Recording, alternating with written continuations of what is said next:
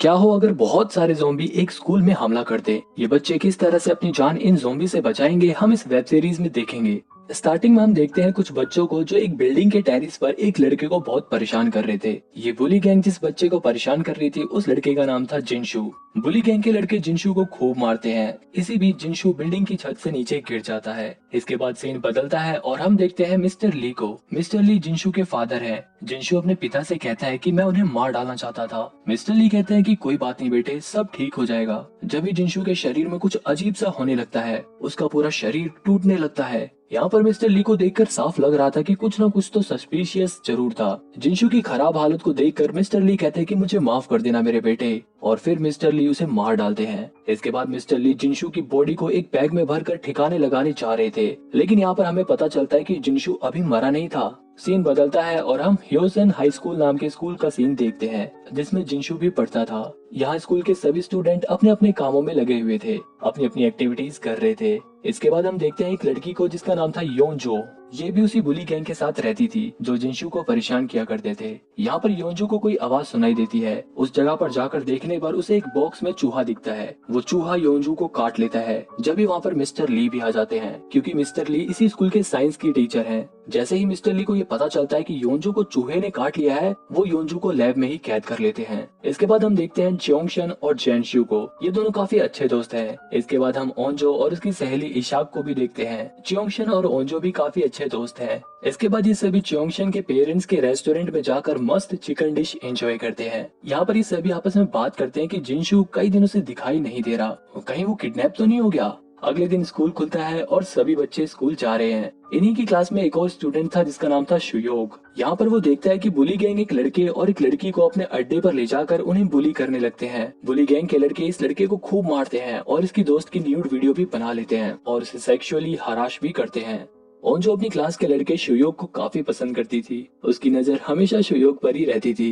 थोड़ी देर में class start होती है और टीचर इनसे पूछती है कि क्या किसी ने योंजो को देखा है। उसका कल से कुछ पता नहीं चल रहा, लेकिन किसी को भी उसके बारे में कुछ मालूम नहीं था और पता भी कैसे चलता, क्योंकि उसे तो मिस्टर ली ने साइंस लैब में कैद कर रखा था। इधर योंजो की हालत बहुत ज्यादा खराब हो गई थी और वो अपने हाथों में लगे लॉक को तोड़ देती है। इसके बाद हम क्लास का सीन देखते हैं जहाँ पर एक टीचर बच्चों को पढ़ा रही थी। जब एक लड़की के पेट में कुछ प्रॉब्लम लग रही थी, इसलिए वो टॉयलेट चली जाती है। क्लास के बीच में ही थोड़ी देर बाद योंजू यहाँ पर आ जाती है। उसकी हालत को देखकर क्लास के सभी बच्चे एकदम हैरान हो जाते हैं। यहाँ पर योंजू सबको बताती है कि मिस्टर ली ने मुझे कैद करके रखा था और उन्होंने मुझे पता नहीं कौन कौन से इंजेक्शन लगाए। टीचर शुयोग, ओंजो और उसके दोस्तों की हेल्प से योंजू को स्कूल के फर्स्ट एड रूम में लेकर जाती है। डॉक्टर फटाफट उसका इलाज शुरू कर देती है, लेकिन योंजू की हालत काफी ज्यादा खराब थी, इसलिए डॉक्टर उसे इंजेक्शन लगा देती है और उसे हॉस्पिटलाइज करने के लिए एम्बुलेंस को कॉल कर देती है। इसके बाद स्कूल में एम्बुलेंस आ जाती है और योंजू को लेकर हॉस्पिटल की ओर निकल जाती है। इसके बाद क्लास में जाते जाते ओंजो शुयोग को डेट पर चलने के लिए ऑफर करती है। शुयोग कहता है कि तुम तो च्योंगशन को डेट कर रही हो ना। ओंजो कहती है कि नहीं नहीं, हम तो सिर्फ अच्छे दोस्त हैं,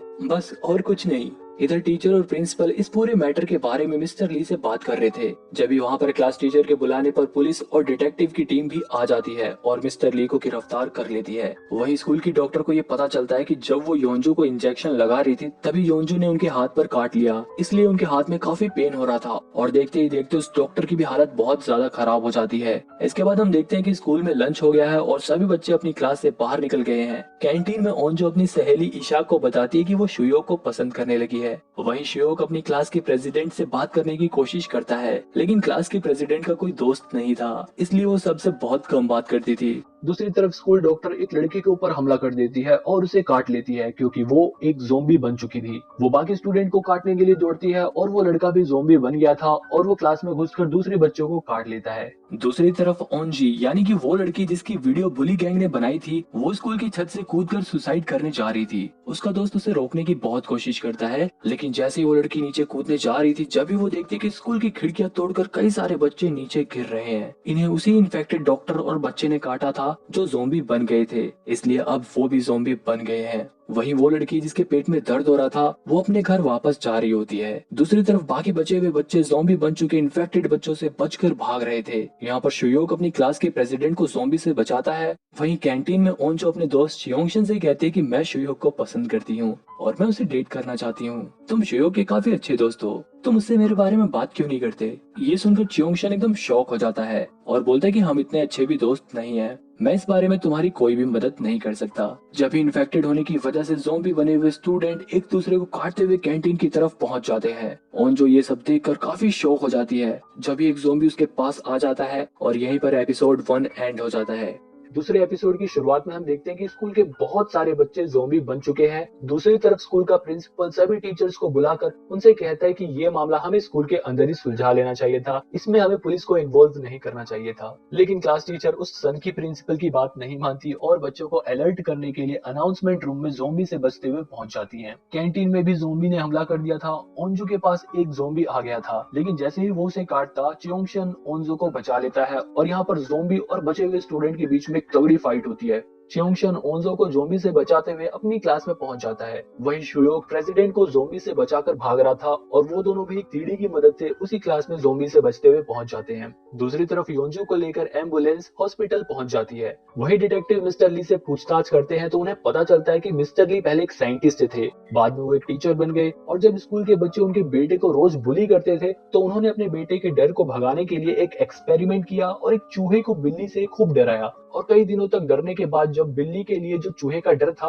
वो गुस्से में बदल जाता है, तब मिस्टर ली उस चूहे के डीएनए से इस खतरनाक वायरस को बनाते हैं। अपने बेटे का डर खत्म करने के लिए मिस्टर ली उस वायरस को अपने बेटे के अंदर डाल देते हैं ताकि उसका डर खत्म हो जाए, लेकिन उसकी वजह से उनका बेटा ज़ॉम्बी बन गया और उसने अपनी ही माँ को काट लिया। इसलिए मिस्टर ली उन सभी को क्वारंटाइन करके उनका इलाज करते थे। वहीं हॉस्पिटल में योंजू सभी हॉस्पिटल स्टाफ को काट लेती है, जिसकी वजह से हॉस्पिटल के सभी लोग ज़ॉम्बी बन जाते हैं। वहीं जिस लड़की के पेट में दर्द था वो स्कूल से बाहर आ गई थी, शायद उसकी किस्मत बाकी बच्चों से अच्छी थी। जब भी हम एक बस में कुछ स्टूडेंट को देखते हैं जो इसी स्कूल में पढ़ते थे। ये सभी स्टूडेंट एथलीट थे और ये सभी कंपटीशन के लिए बाहर गए थे, लेकिन कंपटीशन खत्म होने के बाद ये सभी वापस स्कूल में आते हैं तो यहाँ का हाल एकदम खराब देखते हैं। वहीं क्लास में जो बच्चे ज़ॉम्बी से बचकर छुपे हुए थे वो मदद के लिए पुलिस के पास फोन करते हैं, लेकिन पुलिस को उनकी ज़ॉम्बी वाली बात एक मजाक लगती है। इसलिए ओंजो अपने फादर को कॉल करके स्कूल में बुला लेती है, क्योंकि उसके फादर इमरजेंसी सर्विस में काम करते थे। थोड़ी देर बाद क्लास में बच्चे एक टीचर को अंदर ले लेते हैं, लेकिन यहीं पर हो जाती है उनसे गलती, क्योंकि उस टीचर को ज़ॉम्बी ने काट लिया था और देखते ही देखते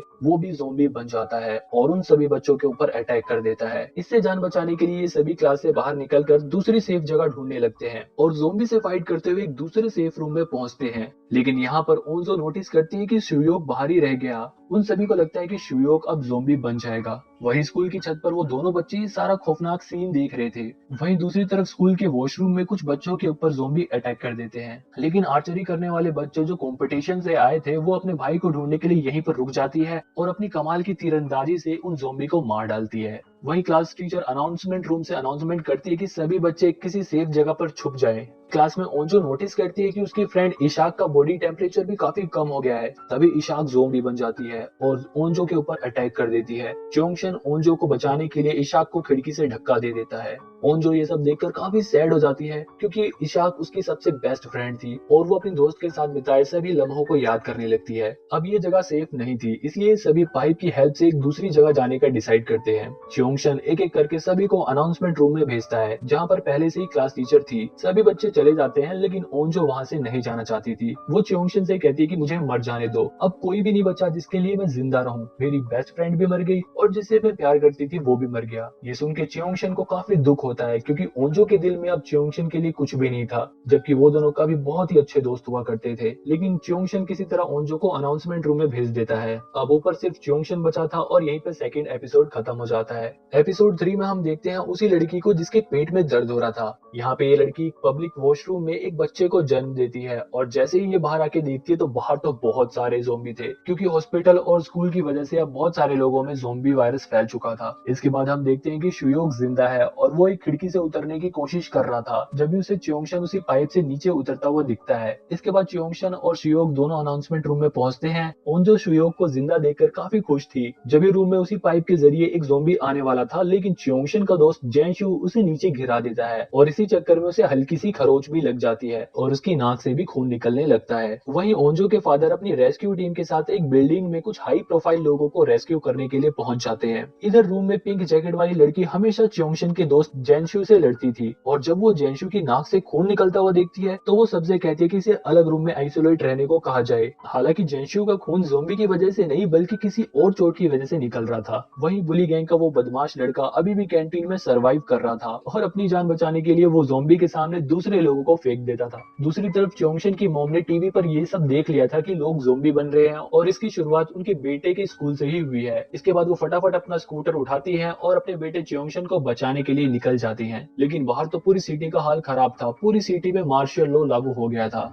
इसके बाद हम स्कूल के वॉशरूम का सीन देखते हैं जहाँ पर 4 बच्चे फंसे हुए थे। इसमें वो तीरंदाज भी थी जो अपने भाई को ढूंढ रही थी। वहीं च्योंगशन के दोस्त को आइसोलेशन रूम में काफी टाइम हो गया था, लेकिन उसके अंदर ज़ॉम्बी के कोई भी सिम्टम्स नहीं आए थे। लेकिन वो पिंक जैकेट वाली लड़की जेनस्यू से बहुत चिढ़ती थी, इसलिए वो उसे ज़ॉम्बी बनाने के लिए ज़ॉम्बी के ब्लड को जेनस्यू की चोट पर लगा देती है, जिसकी वजह से थोड़ी देर बाद इन्फेक्शन फैलने की वजह से जेनस्यू भी ज़ॉम्बी बन जाता है और उन लोगों के ऊपर अटैक कर देता है। उन लोगों को वो नुकसान ना पहुंचाए इसलिए जेनस्यू खिड़की से कूद जाता है। यहाँ पर च्योंगशन अपने जिगरी दोस्त को ज़ॉम्बी बना हुआ देखकर काफी उदास हो जाता है। बाकी लोग भी काफी सैड थे क्योंकि जेनशु ने इन सबको कई बार ज़ॉम्बी से बचाया था। लेकिन पिंक जैकेट वाली लड़की को थोड़ी भी शर्म नहीं आ रही थी कि उसने जेनशु जैसे शरीफ लड़के को ज़ॉम्बी बना दिया। दूसरी तरफ हम उसी लड़की को देखते हैं जिसने पब्लिक वॉशरूम में बच्चे को जन्म दिया था। ये अपने बच्चे को ज़ॉम्बी से बचाते हुए च्योंगशन के रेस्टोरेंट पहुंचती है और अपने बच्चे को वहां पर रख के अपने आप को रस्सी से बांध लेती है क्योंकि अब ये भी इन्फेक्टेड हो गई थी और ये भी ज़ॉम्बी बनने वाली थी।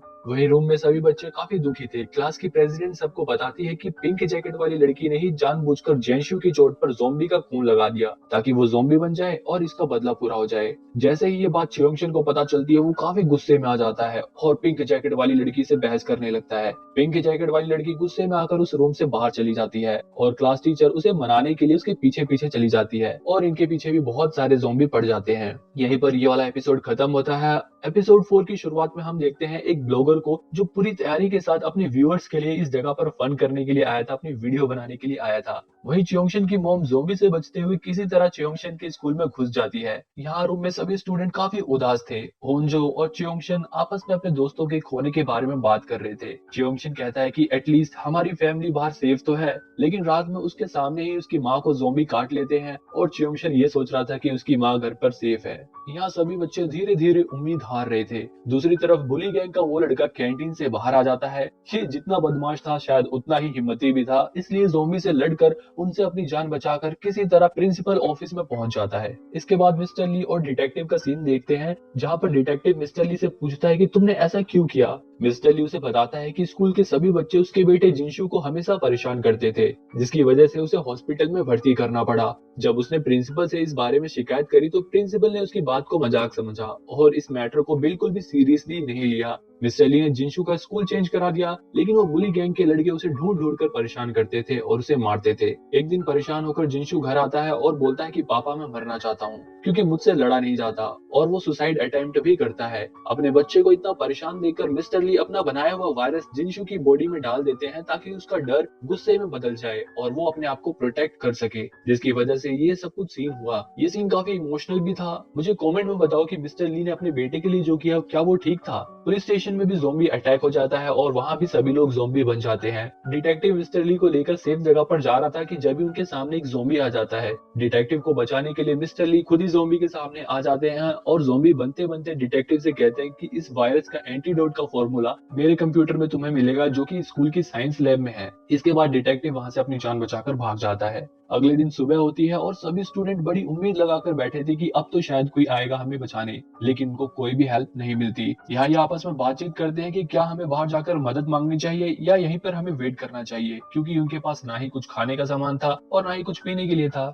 वहीं वॉशरूम में फंसे बच्चे ये डिसाइड करते हैं कि अब उन्हें वॉशरूम से बाहर निकलना चाहिए। वहीं रूम में च्योंगशन सबसे कहता है कि मदद मांगने के लिए हमें फोन फोन चाहिए होगा। सुयोक उन्हें बताता है कि फोन हमें स्कूल के स्टाफ रूम में मिल जाएगा। दूसरी तरफ स्कूल की छत पर ओनजी उस लड़के को मारने लगती है, क्योंकि उस लड़के ने उससे एक बात छुपाई थी कि बुली गैंग वालों ने उस लड़की की जो न्यूड वीडियो बनाई थी, उन्होंने उसे अपलोड करके आज सुबह के लिए स्केड्यूल कर रखा था। वो वीडियो पब्लिश ना हो जाए, इसलिए वो लड़की रूम में जाकर बुली गैंग के मोबाइल से वो वीडियो डिलीट करने का डिसाइड करती है और अकेले ही ज़ोंबी के बीच इस स्टाफ रूम में चली जाती है। वहीं च्योंगशन और सुयोग स्टाफ रूम से फोन लाने के लिए बाहर निकलते हैं। स्टाफ रूम में पहुंचकर वो देखते हैं कि वहां तो पहले से ही कोई है। इस लड़की के सामने इसकी वीडियो पब्लिश हो जाती है और ये गुस्से में आकर वहां पड़े सभी फोन्स को तोड़ने लगती है। जब एक फोन इन दोनों के पास आकर गिरता है और जैसे ही ये वो फोन उठाते हैं, वो लड़की इन्हें देख लेती है और इनसे वो फोन छीनने लगती है। शोर सुनकर ज़ॉम्बी भी स्टाफ रूम में आने लगते हैं। वो फोन तो खराब था, इसलिए च्योंगशन दूसरा फोन उठाकर भागता है और शुयोक अपनी जान बचाकर खिड़की से वापस रूम की तरफ जाता है। च्योंगशन के पीछे कई सारे ज़ॉम्बी पड़ जाते हैं।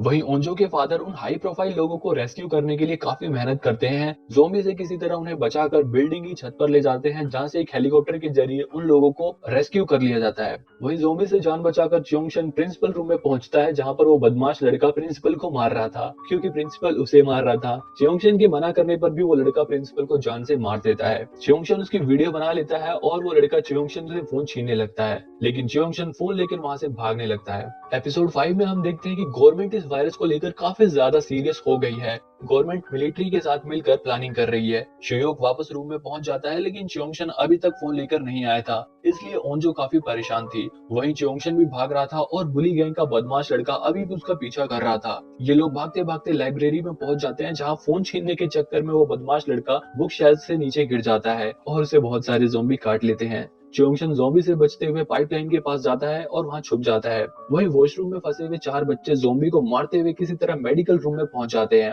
अब ये लोग मोबाइल या कंप्यूटर का यूज करके इंटरनेट पर कुछ सर्च करते हैं, मदद मांगने की कोशिश करते हैं, लेकिन यहाँ इनका प्लान फेल हो जाता है, क्योंकि गवर्नमेंट ने इंटरनेट और फोन कॉल पर बैन लगा दिया था, ताकि सिटी में कोई भी अफवाह ना फैले। वहीं ओंजो अपने दोस्त च्योंगशन के लिए काफी परेशान थी। च्योंगशन को ढूंढने के लिए ये लोग प्लान करते हैं कि ऊपर के रूम में जाकर वहां से ये लोग ड्रोन लाएंगे और ड्रोन की मदद से ये लोग च्योंगशन को ढूंढेंगे।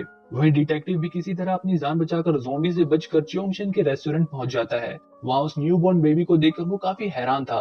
वहीं च्योंगशन पाइपलाइन से निकलकर किसी तरह म्यूजिकल रूम में पहुंचता है। दूसरी तरफ ओंजो ऊपर के रूम से ड्रोन ले आती है और ये सब मिलकर ड्रोन की हेल्प से च्योंगशन को ढूंढने लगते हैं। वहीं वो 4 बच्चे मेडिकल रूम से आर्चरी रूम में जाने का डिसाइड करते हैं, क्योंकि आर्चरी रूम में एक इमरजेंसी टेलीफोन है, जिसके जरिए शायद उन्हें मदद मिल सकती है। दूसरी तरफ ये लोग ड्रोन से पता लगा लेते हैं कि च्योंगशन म्यूजिकल रूम में है। अपने दोस्त को जिंदा देखकर ओंजो काफी खुश हो जाती है और शुयोक और ओंजो खुशी के मारे एक दूसरे को गले लगा लेते हैं। दूसरी तरफ हम क्वारंटाइन सेंटर को देखते हैं, जिसमें इस सिटी के लोगों को क्वारंटाइन किया गया था, ताकि इन्फेक्शन और लोगों में ना फैले। यहाँ के रूल्स काफी ज्यादा स्ट्रिक्ट थे। ओंजो के फादर काफी परेशान थे, क्योंकि वो अपनी बेटी को बचाने के लिए बाहर नहीं जा पा रहे थे। वहीं हम एक बार फिर से उसी बदमाश लड़के को देखते हैं, जिसे ज़ॉम्बी ने काट लिया था, लेकिन अभी भी ये इंसानों की तरह बिहेव कर रहा था। यहाँ पर फ्लैशबैक में एक सीन जाता है और यहाँ पर हमें पता चलता है कि ये वायरस किसी किसी के शरीर में पूरी तरह से रिएक्ट नहीं कर पाता, और ऐसा ही इस बदमाश लड़के के साथ हुआ है। अब ये इंसानों की तरह बिहेव करेगा, मतलब इंसानों की तरह सोचेगा, लेकिन इसके अंदर पावर्स बिल्कुल ज़ॉम्बी की आ जाएगी और ये जिसको काटेगा वो भी ज़ॉम्बी बन जाएगा। ये लड़का गुस्से में च्योंगशन को ढूंढने के लिए निकलता है, क्योंकि च्योंगशन की वजह से ये ज़ॉम्बी बना और इसका ये हाल हुआ। एपिसोड 6 में हम देखते हैं कि अनाउंसमेंट रूम में सभी बच्चे काफी परेशान थे। क्लास के प्रेसिडेंट एक कमाल का प्लान बनाती है। फिर प्लान के अकॉर्डिंग शुयोक माइक पे ये बोलता है कि च्योंगशन तो जहाँ कहीं भी है वहीं पर रहे। इसके बाद ये लोग म्यूजिकल रूम के अपोजिट साइड के स्पीकर्स पर गाने चला देते हैं, जिसकी वजह से ज़ॉम्बी आवाज सुनकर म्यूजिकल रूम के अपोजिट साइड पहुंच जाते हैं। लेकिन एक ज़ॉम्बी बहरा था, इसलिए वो यहीं पर रह जाता है। यहाँ ये लोग किसी तरह उससे बचकर म्यूजिकल रूम की तरफ बढ़ने की कोशिश करते हैं और शुयोक पीछे से उस बहरे ज़ॉम्बी से लड़ता है। यहाँ पर वो बदमाश लड़का भी आ जाता है और शुयोक से पूछता है कि च्योंगशन कहाँ है। शुयोक जब उससे कुछ नहीं बताता तो वो उस पर भी हमला कर देता है। जब भी वहाँ पर प्रेसिडेंट आती है और शुयोक को बचाने के लिए वो उस बदमाश लड़के से लड़ने लगती है। इसी बीच वो बदमाश लड़का प्रेसिडेंट को भी काट लेता है। गुस्से में शुयोक उस लड़के को चौथी मंजिल से नीचे ढकेल देता है। वहीं वो 4 बच्चे किसी तरह आर्चरी रूम में पहुंच जाते हैं, लेकिन ज़ॉम्बी से बचते हुए उनमें से एक के पेट में चाकू लग जाता है। लेकिन उससे बड़ी समस्या ये थी कि वहाँ का इमरजेंसी फोन भी काम नहीं कर रहा था, मतलब इनका ये प्लान भी फ्लॉप हो जाता है। दूसरी तरफ ये सभी लोग म्यूजिकल रूम में च्योंगशन के पास पहुंच जाते हैं। सभी च्योंगशन से मिलकर काफी खुश होते हैं, लेकिन जब उन्हें ये पता चलता है कि प्रेसिडेंट के हाथ पर उस बदमाश लड़के ने काट लिया है, तो ये लोग काफी डर जाते हैं, क्योंकि इन्हें लगता है कि अब ये भी ज़ॉम्बी बन जाएगी। वहीं क्वारंटाइन सेंटर में लोगों की जिंदगी काफी बदतर हो गई थी। ओंजो के फादर वहां से निकलकर अपनी बेटी को बचाना चाहते थे, इसलिए वो वहां के गार्ड को मारकर उसकी ड्रेस पहनकर वहां से भाग जाते हैं। च्योंगशन कहता है कि प्रेसिडेंट को उस बदमाश लड़के ने काट लिया है और अब ये भी ज़ोंबी बन जाएगी और हम सभी के लिए खतरा बन सकती है। लेकिन शियोक कहता है कि नहीं, प्रेसिडेंट को जिसने काटा वो ज़ोंबी नहीं बना था, इसलिए प्रेसिडेंट भी ज़ोंबी नहीं बनेगी। शियोक प्रेसिडेंट को पसंद करता था और वो ये नहीं चाहता था कि प्रेसिडेंट बाहर खतरे में जाए, लेकिन फिर भी ये लोग रिस्क नहीं लेना चाहते थे, इसलिए शियोक प्रेसिडेंट को अपने ही हाथों में बांध लेता है ताकि अगर वो इन्फेक्टेड भी हो तो वो और किसी को नुकसान ना पहुंचाए। यहाँ पर ये सभी बच्चे भूख प्यास से तड़प रहे थे। वहीं हम देखते हैं कि पिंक जैकेट वाली लड़की आराम से एक रूम में बैठ रखी है जिसमें बहुत सारी खाने पीने की चीजें हैं। वो खुद तो मजे से खा पी रही है, लेकिन अपने चिड़चिड़ेपन की वजह से वो दूसरों के बारे में बिल्कुल भी नहीं सोचती। बाकी लोग भले ही भूख से मर रहे हैं, उसे कोई फर्क नहीं पड़ रहा था। एपिसोड 7 में हम देखते हैं कि शुयोक क्लास की प्रेसिडेंट को बता देता है कि वो उससे प्यार करता है, लेकिन उसे कहने से डरता था क्योंकि शुयोक पहले लड़ाई झगड़ा करता था और प्रेसिडेंट क्लास की टॉपर थी। प्रेसिडेंट नामरा कहती है कि अब इन सब बातों का क्या फायदा, अब तो हम मरने वाले हैं, लेकिन वो कैमरे में कन्फेस करती है कि वो भी शुयोक से प्यार करती है। वहीं हम देखते हैं ओंजी को, जिसकी शुरुआत में वीडियो बनाई गई थी जहां पर हमें पता चलता है कि इसे भी ज़ोंबी ने काट लिया था, लेकिन अभी तक ये भी ज़ोंबी नहीं बनी है। मतलब उस बदमाश लड़के की तरह इसके भी शरीर में वायरस पूरी तरह से फैल नहीं पाया है और ये भी आधा इंसान और आधा ज़ोंबी बन गई है। ऐसा ही क्लास की प्रेसिडेंट के भी साथ हुआ है और वो भी ज़ोंबी के काटने के बाद पूरी तरह से ज़ोंबी नहीं बन पाई है। मतलब अब इस तरह के टोटल 3 लोग थे, एक वो बदमाश लड़का, दूसरी वो लड़की और तीसरी प्रेसिडेंट नामरा। अब प्रेसिडेंट नामरा में भी ज़ोंबी की शक्तियां आ गई हैं। वो भी ज़ोंबी की तरह हल्की सी भी आवाज को सुन लेती है और उनसे कहती है कि अब हमें यहाँ से चलना चाहिए, यहाँ पर काफी खतरा आने वाला है। इसके बाद ये सभी लोग स्कूल की छत पर जाने का प्लान करते हैं। वही हम देखते हैं डिटेक्टिव को, जो रेस्टोरेंट में था और वो उन बच्चों को अपने साथ लेकर ज़ोंबी से बचकर भागता है। रास्ते में उन्हें वो ब्लॉगर भी मिलता है जो ज़ोंबी के बीच में फंसा हुआ था। यहाँ पर डिटेक्टिव उसकी मदद करने के लिए रुक जाता है और डिटेक्टिव का साथी बच्चों को लेकर आगे चला जाता है। वहीं यहाँ पर सभी बच्चे स्कूल की छत पर ज़ोंबी से बचकर जाने की तैयारी करते हैं। यहाँ शुयोक च्योंगशन को बताता है कि मैं प्रेसिडेंट से प्यार करता हूँ और मैं ये भी जानता हूँ कि तू ओंजो से प्यार करता है, तो तू उससे थोड़ा अच्छे से बात किया कर और उसके साथ डेट पर चला जा। वहीं आर्मी वाले भी इस वायरस का इलाज ढूंढने की कोशिश कर रहे थे। यहाँ पर उस पॉलिटिशियन के कहने पर आर्मी वाले स्कूल में एक हेलीकॉप्टर भेजते हैं ताकि स्कूल के बच्चे को रेस्क्यू किया जा सके। वहीं दूसरी तरफ सभी बच्चे ज़ोंबी से बचकर किसी तरह स्कूल की छत पर जाने की कोशिश करते हैं। वहीं स्टार्टिंग से वो लड़का अभी भी स्कूल की छत पर ही है और मदद का इंतजार कर रहा था। थोड़ी देर में वहां पर मिलिट्री वालों का हेलीकॉप्टर भी आ जाता है। वहीं बाकी बच्चे भी स्कूल की छत पर पहुंचते हैं और गेट खोलने की कोशिश करते हैं, लेकिन वो लड़का गेट नहीं खोलता। नीचे से ज़ोंबी भी आ रहे थे। च्योंगशन और सुयोग ज़ोंबी को मारकर उन्हें रोके रखते हैं। वहीं बाकी लोग गेट खुलवाने की कोशिश करते हैं। मिलिट्री वाले भी आ जाते हैं और उस लड़के से पूछते हैं कि नीचे और कोई तो नहीं बचा, लेकिन वो लड़का मना कर देता है। जब ही नीचे से वो बदमाश लड़का भी आ जाता है और च्योंगशन को मारने लगता है। जब एन मौके पर प्रेसिडेंट उस बदमाश लड़के को उठाकर नीचे फेंक देती है, क्योंकि प्रेसिडेंट में भी उसी की तरह ज़ोंबी की बहुत सारी शक्तियां आ गई हैं। वहीं ओंजी अपने स्कूल को बिल्कुल भी पसंद नहीं करती थी, क्योंकि यहाँ पर उसके साथ हमेशा गलत किया गया था, इसलिए वो गुस्से में आकर अपनी क्लास को आग लगा देती है। आग लगाने की वजह से फायर अलार्म्स बजने लगते हैं और सभी इमरजेंसी डोर्स खुल जाते हैं, जिसकी वजह से छत का भी गेट खुल जाता है और ये सभी लोग छत पर पहुंच जाते हैं। लेकिन यहाँ पर तब तक बहुत देर हो गई थी, आर्मी वालों का हेलीकॉप्टर जा चुका था। वहीं ओंजी साइकिल लेकर स्कूल से बाहर चली जाती है। वहीं डिटेक्टिव उस ब्लॉगर के साथ एक घर की छत पर बैठा था। जब भी डिटेक्टिव का साथी एक बस लेकर आता है और उस बस में ये सभी बचकर यहाँ से भाग जाते हैं। वहीं स्कूल की छत पर अभी भी बच्चे मदद का इंतजार कर रहे थे और रात होने वाली थी, इसलिए ये लोग छत पर ही आग जला लेते हैं। वहीं डिटेक्टिव की गाड़ी से ओंजी टकरा जाती है और मौके पर ही वहाँ पर मिलिट्री वाले भी पहुंच जाते हैं और उन सबको रेस्क्यू कर लेते हैं। ओंजी को भी वो रेस्क्यू कर लेते हैं, लेकिन आर्मी वालों को ये नहीं पता था कि ये भी एक ज़ोंबी है। दूसरी तरफ आर्चरी रूम में बच्चों को कोई मदद तो मिल नहीं रही थी, इसलिए वो एक दूसरे से बात करके एक दूसरे की लाइफ के बारे में जानने की कोशिश करते हैं। यही हाल ऊपर छत पर बैठे बच्चों का भी था। वो लोग आग के पास बैठकर अपनी जिंदगी के बारे में एक दूसरे को बता रहे थे। प्रेसिडेंट सबको बताती है कि उसका कोई भी दोस्त नहीं था, वो पहली बार दोस्तों के साथ आग जलाकर इस तरह से अपने दिल की बात कर रही थी। बाकी सब भी अपने बारे में बताते हैं और यहाँ पर च्योंगशन भी ओंजो को बताता है कि वो उससे बहुत प्यार करता है। ये सुनकर ओंजो काफी गुस्से में आ जाती है और वहाँ से चली जाती है। श्योक च्योंगशन से कहता है कि जा उसे मना।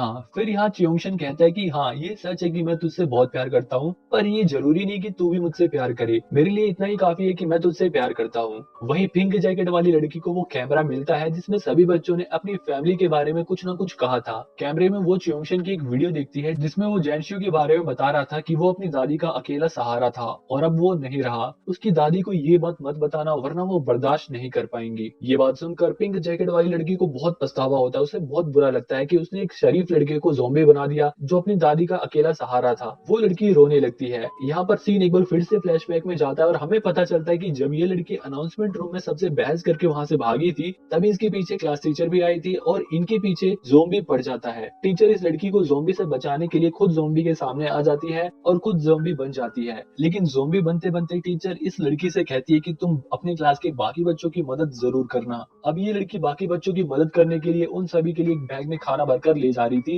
लेकिन जब यहाँ पर वो बुली गैंग का बदमाश लड़का आ जाता है और इसे बुरी तरह से काट लेता है। इसके बाद वो बदमाश लड़का पाइप के जरिए स्कूल की छत पर चढ़ जाता है और इन सभी के पास पहुंच जाता है और इनके ऊपर हमला कर देता है। वो लड़का सबको खूब मारता है, सबको उठा उठा के फेंकता है क्योंकि वो च्योंगशन से बदला लेना चाहता था और इसकी आंख निकालना चाहता था, क्योंकि च्योंगशन ने उसकी आंख पर फोन मार के उसकी आंख फोड़ दी थी। जब भी प्रेसिडेंट आती है और उस बदमाश लड़के को उठाकर छत से नीचे फेंक देती है, लेकिन अभी भी वो बदमाश लड़का मरता नहीं है। दूसरी तरफ कैंप में डिटेक्टिव को रेस्क्यू करके ले जाया गया था और वो वहाँ पर सबको बताता है कि मिस्टर ली ने मुझे बताया था कि इस वायरस का एंटीडोट उनके कंप्यूटर में है जो कि स्कूल की साइंस लैब में है। इसके बाद आर्मी वाले उस कंप्यूटर से इंफॉर्मेशन कलेक्ट करने के लिए अपनी एक टीम को स्कूल में भेजते हैं। वहीं क्वारंटाइन कैंप में ओंजी उस लड़के से मिलती है जो उसके साथ छत पर था। उसे देखकर वो काफी गुस्से में आ जाती है क्योंकि उस लड़के ने उसकी एक बार भी मदद नहीं करी थी। थोड़ी देर में आर्मी वालों का हेलीकॉप्टर स्कूल की छत पर पहुंच जाता है। बच्चे हेलीकॉप्टर को देखकर काफी खुश होते हैं कि अब तो हम बच गए, लेकिन आर्मी वाले सबसे पहले मिस्टर ली के कंप्यूटर से इंफॉर्मेशन कलेक्ट करते हैं और फिर इन बच्चों को रेस्क्यू करने लगते हैं।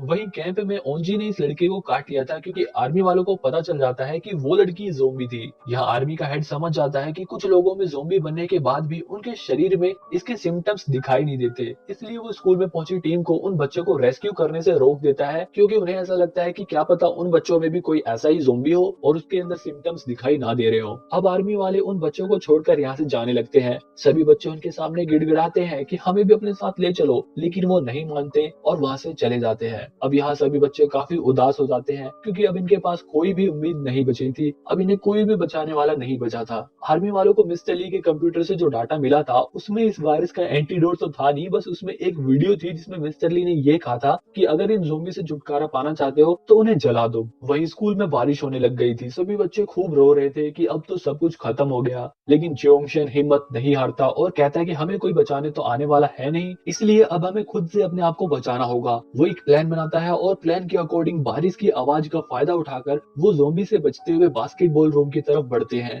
इसी बीच च्योंगशन अपनी मॉम को भी देखता है और जब उसे ये पता चलता है कि उसकी मॉम भी ज़ोंबी बन गई है तो वो रोने लगता है, एकदम दुखी हो जाता है। इसके बाद इन लोगों को वो तीरंदाज भी मिलती है जो अपने भाई को ढूंढ रही थी। वो अपने भाई को देखकर काफी खुश हो जाती है। बास्केटबॉल रूम में पहुंचते पहुंचते एक दो बच्चे और ज़ोंबी का शिकार बन जाते हैं। किसी तरह बास्केटबॉल रूम में ये सभी पहुंच जाते हैं, लेकिन वहां पर भी बहुत सारे ज़ोंबी थे, इसलिए ये लोग उनसे अपनी जान बचाकर वहां के एक कमरे में छुप जाते हैं। वहीं ओंजो के फादर अपनी बेटी को बचाने के लिए किसी तरह स्कूल के पास पहुंच जाते हैं। दूसरी तरफ आर्मी वालों को ये पता चलता है कि इस सिटी के लोग अपनी जान बचाने के लिए ये जगह छोड़कर दूसरी सिटी में भाग रहे हैं, जिसकी वजह से इस वायरस का दूसरी सिटी में फैलने का रिस्क बहुत ज्यादा बढ़ गया है। वहीं ये सभी स्टूडेंट यहाँ से बाहर निकलने के लिए यहाँ बड़ी ट्रॉली और सामान का इस्तेमाल करके एक शील्ड बनाते हैं और उसके जरिए बाहर निकलने का प्लान बनाते हैं। इसी बीच च्योंगशन को एक चॉकलेट मिलती है, लेकिन भूख तो सभी को लगी थी और काफी गंदे वाली भूख लगी थी। च्योंगशन वो चॉकलेट खुद नहीं खाता बल्कि अपने दोस्तों को दे देता है। अब इन्होंने बाहर निकलने के लिए पूरी तैयारी कर ली थी, लेकिन इनके बाहर निकलते ही सारे ज़ोंबी इनको घेर लेते हैं और इनकी शील्ड को तोड़ने की कोशिश करते हैं। इसी बीच इनकी क्लास का एक और लड़का ज़ोंबी बन जाता है। वहीं गवर्नमेंट और आर्मी को ये पता लग गया था कि अब इस वायरस का कोई भी इलाज नहीं है और लोग भी इधर उधर भाग रहे थे तो वायरस ना फैले, इसलिए ये लोग प्लान बनाते हैं कि इस सिटी में जितने भी ज़ोंबी हैं उनको 3 जगह पर इकट्ठा किया जाएगा और उन पर बम गिराकर उन ज़ोंबी को मार दिया जाएगा। दूसरी तरफ ये स्टूडेंट बाहर नहीं निकल पा रहे थे। ओंजो गेट खोलने की कोशिश करती है, लेकिन गेट तो बाहर से बंद था। जब भी मौके पर वहाँ पर ओंजो के फादर उसे ढूंढते हुए वहाँ पर आ जाते हैं और उन सभी को बाहर निकाल लेते हैं। ओंजो अपने फादर को देखकर बहुत खुश होती है। इसके बाद ये लोग सिटी से बाहर निकलने के लिए पहाड़ी की तरफ जाते हैं, लेकिन जब भी सभी लोगों को बहुत सारे ज़ोंबी घेर लेते हैं। इन लोगों को ज़ोंबी से बचाने के लिए ओंजो के फादर ज़ोंबी का ध्यान अपनी ओर करते हैं और बाकी सभी लोग मौका पाकर वहां से बाहर निकल जाते हैं। ओंजो के फादर उन सभी को बचाने के लिए अपने आप को ज़ोंबी से कटवा लेते हैं। ओंजो अपने फादर को ज़ॉम्बी बनता हुआ देखकर रोने लगती है। इसके बाद ये सभी लोग ज़ॉम्बी से बचकर एक बिल्डिंग में पहुंच जाते हैं, लेकिन उस बिल्डिंग में भी बहुत सारे ज़ॉम्बी थे और उनसे बचने के लिए ये लोग बिल्डिंग के बाहर की दीवार पर जाकर बैठ जाते हैं। ये लोग ऑलरेडी अपने बहुत सारे दोस्तों को खो चुके थे, इसलिए अब ये लोग किसी और को नहीं खोना चाहते थे। जब ये आर्मी के हेलीकॉप्टर से ये अनाउंसमेंट होती है कि इस शहर में बम गिराए जाएंगे, इसलिए जो जहां पर है वहीं पर कोई सेफ जगह देखकर छुप जाए या अंडरग्राउंड हो जाए। आर्मी के ड्रोन्स शोर करते हुए सभी ज़ॉम्बी को उन 3 जगह पर इकट्ठा करने लगते हैं। जब यहाँ पर वो बदमाश लड़का भी आ जाता है और इन सबको मारने लगता है। वो च्योंगशन को भी खूब मारता है और च्योंगशन के हाथ पर काट लेता है। वो च्योंगशन को जान से मारने ही वाला था कि जब भी वहाँ पर आर्मी के ड्रोन्स आ जाते हैं, जिनके शोर से ज़ॉम्बी को प्रॉब्लम होने लगती है। मौका पाकर च्योंगशन उस बदमाश लड़के को फिर से नीचे ढकेल देता है। अब सब काफी उदास हो जाते हैं क्योंकि उन्हें लगता है कि अब च्योंगशन भी ज़ॉम्बी बन जाएगा। ओंजो भी रोने लगती है क्योंकि वो च्योंगशन को खोना नहीं चाहती थी। च्योंगशन की भी आंखों में आंसू आ जाते हैं। यहाँ पर च्योंगशन ओंजो को अपना नेम बैच दे देता है और उसका नेम बैच अपने पास रखता है। वो ओंजो को किस करता है। च्योंगशन अब इन सबको बाहर निकालने के लिए खुद ज़ॉम्बी के पास जाने का डिसाइड करता है, लेकिन वो जाते जाते आखिरी बार ओंजो को गले लगा लेता है और यहाँ पर सभी लोग रो रहे थे। ये सीन काफी ज्यादा इमोशनल था। मेरे हिसाब से तो ये पूरी वेब सीरीज का सबसे इमोशनल और सबसे बेस्ट पार्ट था। इसके बाद च्योंगशन सबको बचाने के लिए ज़ॉम्बी को अपने पास बुलाता है और अपनी कमाल की ट्रिक से सभी ज़ॉम्बी को लिफ्ट की एरिया के पास बुलाकर उन्हें नीचे गिरा देता है। मौका पाकर ये लोग बिल्डिंग से निकल जाते हैं और पहाड़ की तरफ चले जाते हैं। वही वो बदमाश लड़का फिर से आ जाता है और च्योंगशन और उसके बीच में फिर से लड़ाई होने लगती है। वो लड़का च्योंगशन की आंख फोड़ देता है और इसी बीच आर्मी वाले उन 3 लोकेशंस पर बम गिरा देते हैं। यहाँ पर च्योंगशन उस बदमाश लड़के को लेकर आग में गिर जाता है और ये सभी ज़ॉम्बी मर जाते हैं। आर्मी ऑफिसर को ये बहुत ही ब्रेव डिसीजन लेना पड़ा था क्योंकि इस ज़ॉम्बी वायरस से छुटकारा पाने का और कोई तरीका भी नहीं था। यहाँ पर मिलिट्री हेड अपनी आर्मी की ड्रेस पहनता है और अपने आप को शूट कर लेता है क्योंकि उसके इस डिसीजन की वजह से कई सारे बेगुनाह भी मारे गए। वो इस बात को अपनी पूरी जिंदगी में कभी भुला नहीं सकता था। वो काफी गिल्टी था, इसलिए उसने ऐसा किया। वहीं स्कूल में सब कुछ जलकर राख हो चुका था, लेकिन हमें यहाँ पर अभी भी ओंजो का वो जो नेम बैच था वो एकदम सही दिखाई देता है। यहाँ ओंजो को ऐसा लग रहा था कि शायद च्योंगशन अभी जिंदा है, इसलिए ये सभी ओंजो के कहने पर दोबारा से स्कूल में जाकर च्योंगशन को ढूंढते हैं, लेकिन उधर उन्हें कोई नहीं मिलता।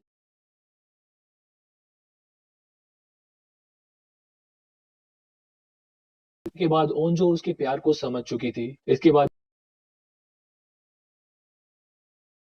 बिल्डिंग को चेक कर रहे थे कि कहीं कोई ज़ॉम्बी बच तो नहीं गया। यहाँ पर आर्मी वालों को मिस्टर ली का बेटा